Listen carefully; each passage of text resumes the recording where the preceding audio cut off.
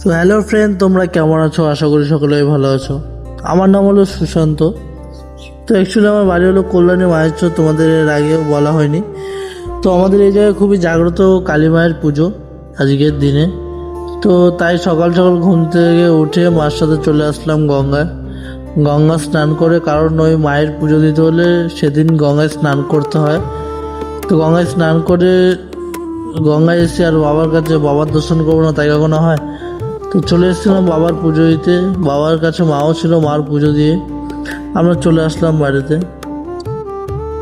তো রাতের বেলা রেডি হয়ে গেলাম। আমার কাছে পার্পেল পাঞ্জাবি ছিল, সেটাই পরলাম।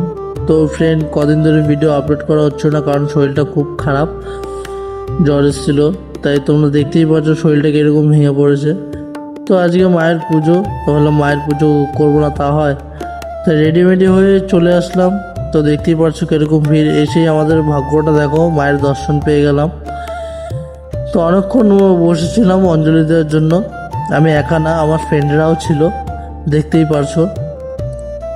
তো অঞ্জলি দেওয়ার টাইমে রানা কোদার থেকে এক গাদা জবা ফুলের মালা নিয়ে চলে এসছে। প্রথম আমরা ফুল পাচ্ছিলাম না, লাস্টে ফুল পেয়ে গেল।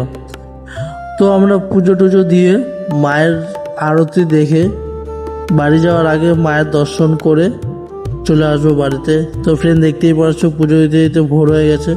তো ঘুম পাচ্ছে। আজকের জন্য টাটা, বাই।